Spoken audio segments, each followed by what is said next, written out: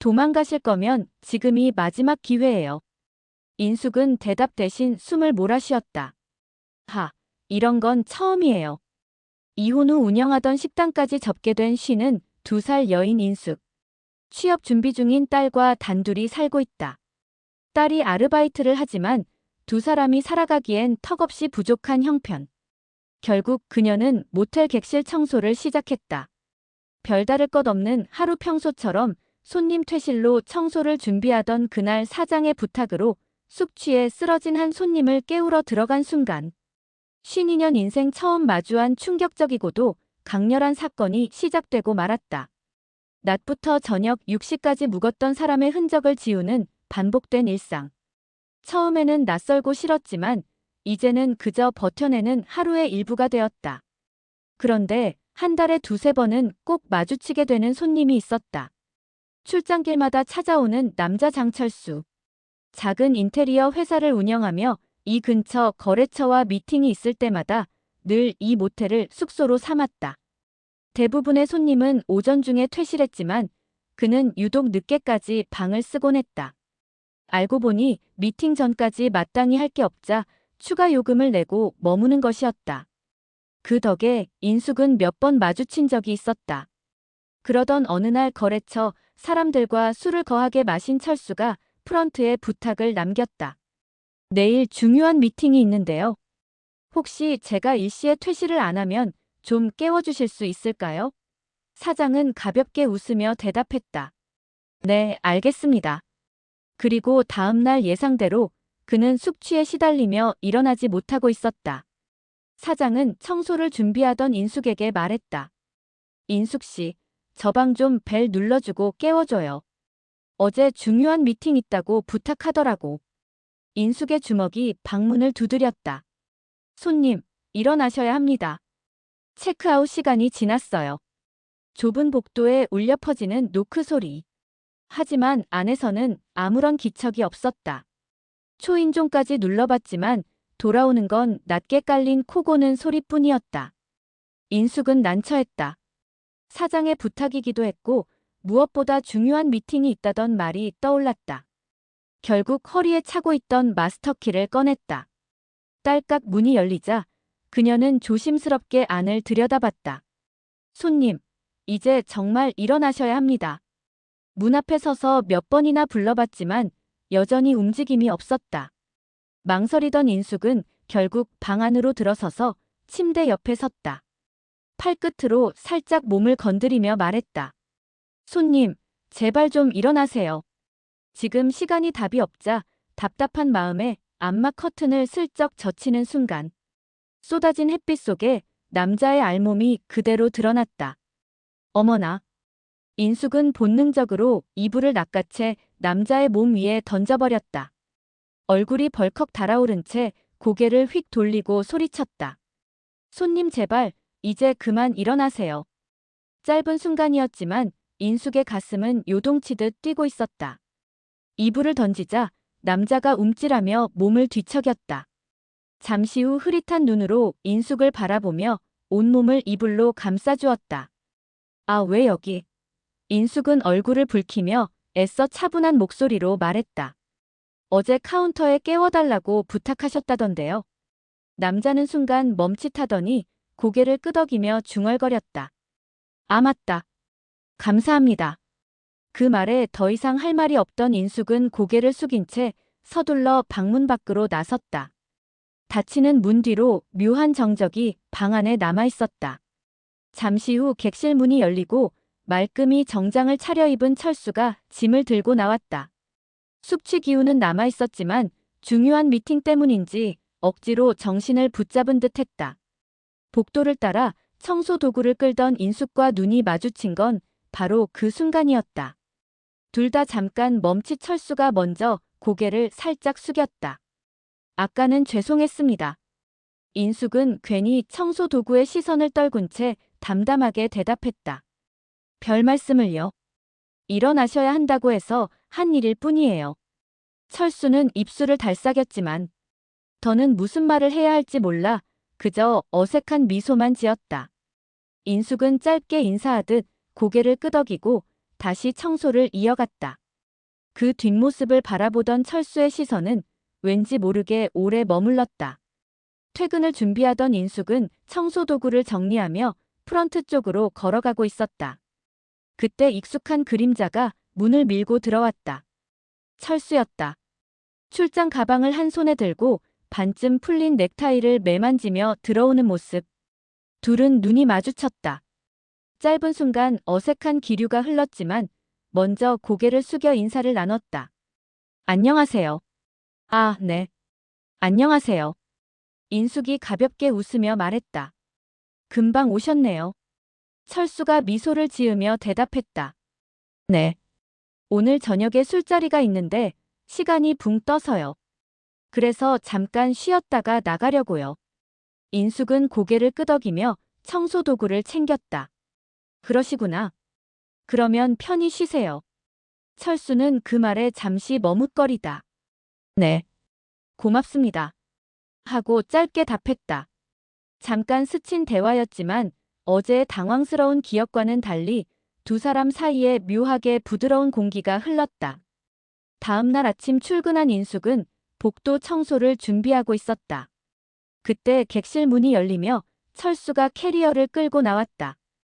둘은 잠시 마주쳤고 철수가 먼저 환하게 웃었다. 아, 어제 덕분에 살았습니다. 안 깨워주셨으면 큰일 날 뻔했어요. 인숙은 고개만 살짝 숙이며 짧게 대답했다. 아, 별 말씀을요. 철수는 잠시 그녀를 바라보다가 능청스럽게 말을 이어갔다. 생각해보니 낯선 여자한테 속옷까지 다 보여줬네요. 이 정도면 저 책임지셔야 하는 거 아닙니까? 인숙은 얼굴이 확 붉어져서 손사래를 쳤다. 아휴, 그건 상황이 그랬잖아요. 철수는 웃음을 터뜨리며 지갑에서 명함을 꺼내 건넸다.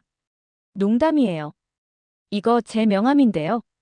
이것도 인연인데 혹시 집 인테리어 하실 일 있으면 연락 주세요. 제가 진짜 싸게 해드릴게요. 저 잘해요. 인숙은 말없이 명함을 받아들고 고개만 살짝 끄덕였다. 철수는 그녀의 그런 반응에 오히려 흥미가 생긴 듯 능청스러운 미소를 지으며 복도를 지나갔다. 그 뒷모습을 바라보던 인숙은 괜히 명함을 손끝으로 만지작거리며 작게 한숨을 내쉬었다. 3주 정도 지났을까? 퇴근 준비를 마치고 프런트로 내려가던 인숙은 문을 열고 들어서는 철수와 마주쳤다. 철수가 환하게 웃으며 인사했다. 아, 반갑네요. 인숙도 순간 멈춰서 고개를 끄덕였다. 아, 네. 그때 그분이시구나. 철수가 장난스러운 눈빛으로 다가왔다. 에이, 설마 저 잊으신 거예요? 제 몸이 함부로 잊힐 신체였던 건 아니었을 텐데. 인숙은 얼굴이 벌컥 달아올라 부끄럽게 웃음을 터뜨렸다. 아휴, 그런 말씀을 왜 또 하세요? 철수는 그녀의 반응을 즐기듯 조금 더 가까이 다가서며 말했다. 그럼 오늘 그냥 아주 못 잊게 해드릴까요? 인숙은 손사래를 치며 아휴, 그만 놀리세요. 하고 고개를 숙였다. 철수는 능청스럽게 눈을 반짝이며 말을 이어갔다. 아, 참. 저번에 명함 드렸잖아요. 근데 왜 저는 안 주세요? 아, 네네. 저는 이제 명함이 없어서. 인숙은 얼버무리며 웃었다. 철수는 장난스럽게 휴대폰을 꺼내 들고 그녀 앞에 내밀었다. 누가 명함 달래요? 그냥 여기다 번호만 찍어주세요. 인숙은 두 손을 허둥지둥 저으며 고개를 숙였다. 아유, 저는 그런 거 잘 안 하는데. 철수는 얄밉게도 미소를 지으며 한 발 더 다가왔다. 에이, 이 정도면 줘야죠. 볼 거 다 봤으면서. 인숙은 얼굴이 벌겋게 달아오른 채 결국 휴대폰을 받아들었다. 망설임 끝에 조심스럽게 번호를 입력하고 다시 철수에게 건네주며 작게 중얼거렸다. 됐습니다. 철수는 화면을 확인하더니 환하게 웃었다. 좋네요. 이제 진짜로 인연 시작인 거죠? 인숙은 부끄러운 듯 고개를 푹 숙이고 괜히 손에 쥔 가방끈만 만지작거렸다. 2부. 그날 저녁 인숙의 전화기가 울렸다. 철수였다. 저 인숙 씨, 제가 지금 좀 열이 나는데 해열제 좀 부탁드려도 될까요? 순간 망설였지만 내가 일하는 곳이기도 하고 낯선 타지에서 아픈 사람을 그냥 두고 볼 수 없었던 인숙. 약국에서 약을 사들고 그의 방을 찾았다. 문이 열리자 철수가 희미하게 웃었다. 와, 진짜 오셨네요. 역시 제가 사람을 제대로 봤네요. 천사셨어. 인숙은 당황스럽게 물었다. 뭐예요? 아픈 게 아니었어요? 철수는 고개를 저으며 손을 내밀었다. 아니에요. 진짜예요. 만져보세요. 그러더니 그녀의 손을 이마에 가져다 댔다. 열나죠?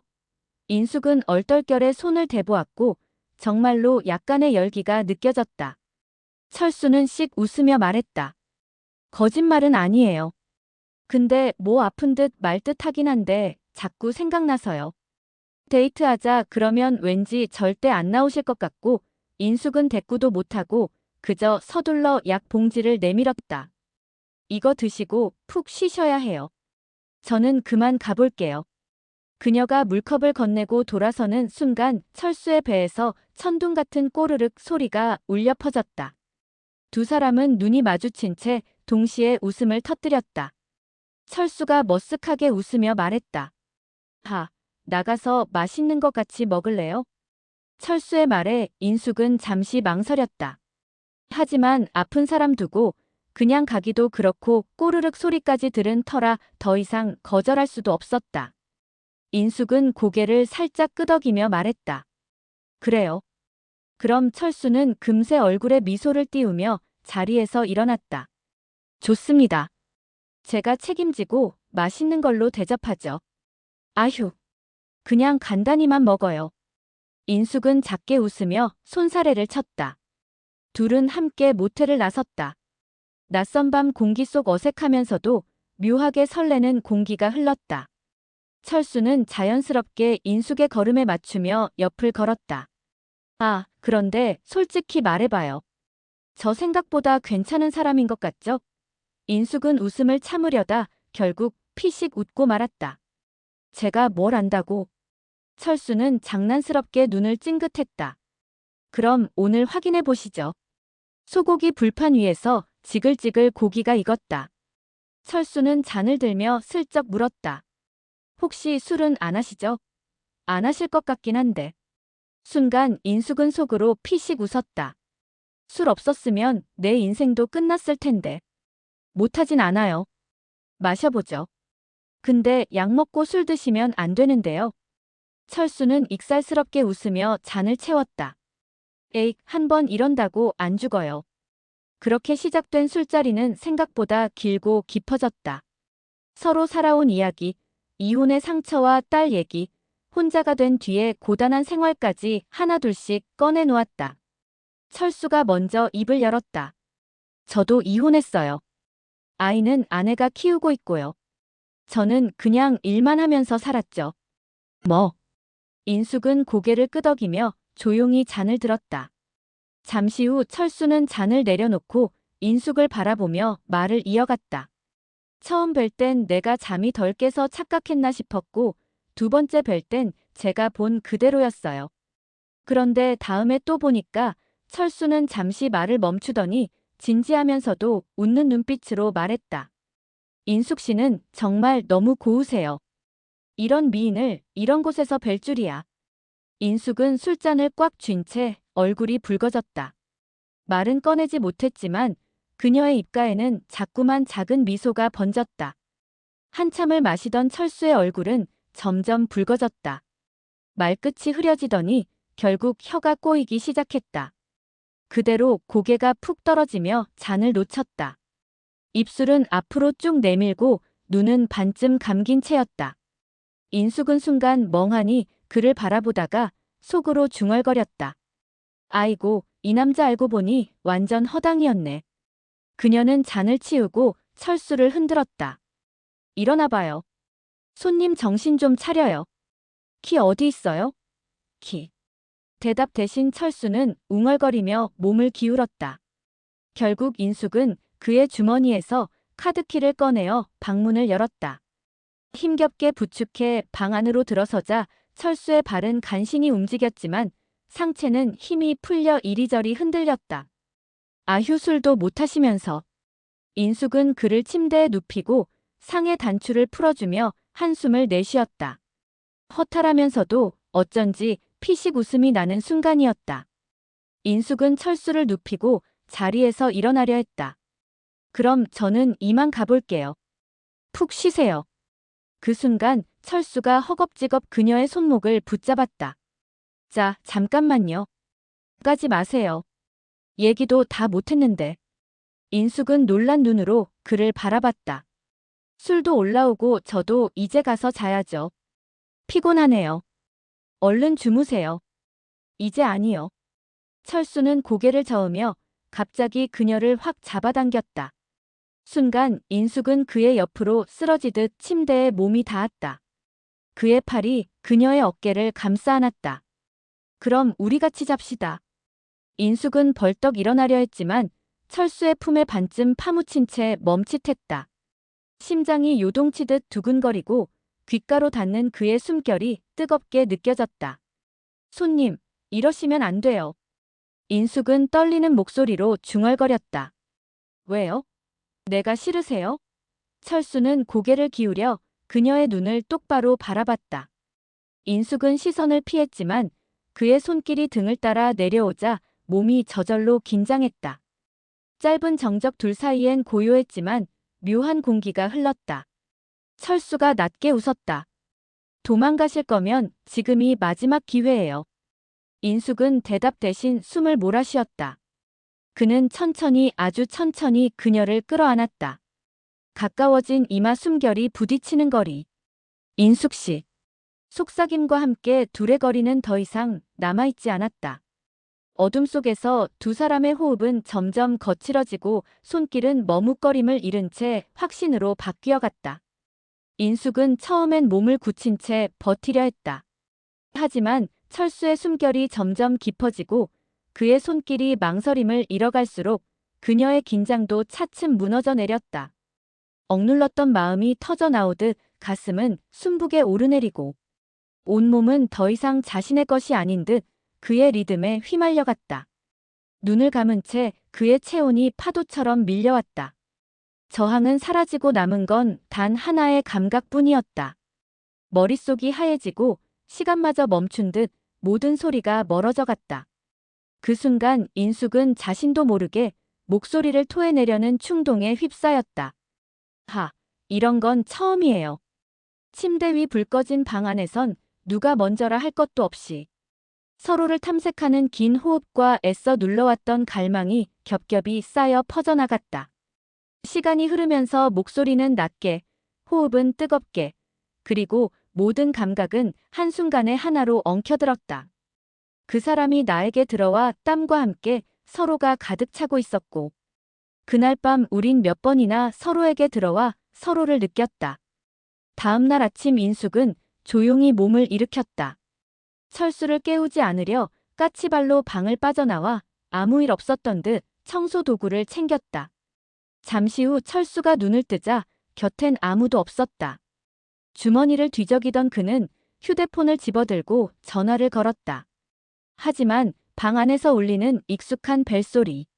철수는 피식 웃었다. 덜렁대기도 하시네.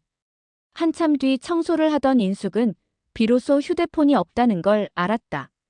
그녀는 얼굴을 붉히며 혼잣말했다. 다시 들어가기가 정말 너무 민망한데. 망설이다 결국 카드키로 문을 열고 조심스럽게 안으로 발을 들였다. 그 순간 욕실 문이 열리며 수건으로 머리를 닦던 철수가 나왔다. 그녀와 눈이 마주친 순간 철수는 장난스럽게 외쳤다. 잡았다. 그리고는 주저할 틈도 없이 인숙을 확 끌어안았다. 일 언제 끝나요? 저 오늘 하루 종일 시간 비워놨는데. 인숙은 당황한 채 그의 품에서 살짝 몸을 빼며 말했다. 저녁 6시요. 철수는 환하게 웃으며 고개를 끄덕였다. 좋아요. 그럼 6시에 프런트 앞에서 만나요. 오늘은 제대로 된 데이트 할 거예요. 인숙은 휴대폰을 움켜쥔 채 서둘러 방을 나섰다. 복도를 걸으며 가슴이 두근거렸다. 그날 저녁 약속대로 만난 두 사람은 처음으로 제대로 된 데이트를 시작했다. 그렇게 철수의 출장이 있을 때마다 두 사람은 만났고 어느새 서로에게 없어선 안 될 존재가 되어 있었다. 52년 인생 처음 느껴본 설렘. 인숙의 얼굴엔 어느새 생기가 돌기 시작했다. 딸도 엄마의 변화를 눈치챘지만 행복해 보이는 엄마를 보며 조용히 응원해 주었다. 그리고 1년 후 철수는 회사를 인숙이 사는 동네 근처로 옮겼고 두 사람은 함께 새로운 인생을 시작했다. 52살 인숙 씨의 이야기를 보면서 많은 생각이 드실 거예요. 이혼 후 혼자 딸을 키우며 힘들게 살아가던 그녀에게 모텔, 청소라는 고단한 일상 속에서도 새로운 사랑이 찾아왔다는 게 참 드라마틱하죠. 우리는 흔히 나이가 들면 사랑은 끝났다고 생각하기 쉬워요. 특히 50대가 넘으면 더더욱 그렇죠. 하지만 인숙 씨의 이야기가 보여주듯 인생은 정말 언제 어디서 어떤 반전이 일어날지 모릅니다. 가장 힘들고 지쳐있을 때 가장 예상치 못한 곳에서 가장 뜻밖의 순간에 그렇게 인연은 찾아오는 것 같아요. 철수 씨도 마찬가지였죠. 이혼 후 일만 하며 외롭게 살아가던 그에게도 인숙 씨는 특별한 존재가 되었으니까요. 두 사람 모두 상처를 안고 살아가던 사람들이었지만 서로를 만나면서 다시 한번 설레는 마음을 느낄 수 있게 된 거예요. 여러분도 지금 힘든 시기를 보내고 계시다면 절대 포기하지 마세요. 인생은 아직 끝나지 않았고 여러분의 이야기도 언제든 새롭게 시작될 수 있으니까요. 나이는 정말 숫자에 불과하고 진심은 언제나 통하는 법입니다. 그리고 사랑은 나이를 가리지 않는다는 것. 오늘 이야기가 보여준 가장 큰 교훈이 아닐까 싶어요.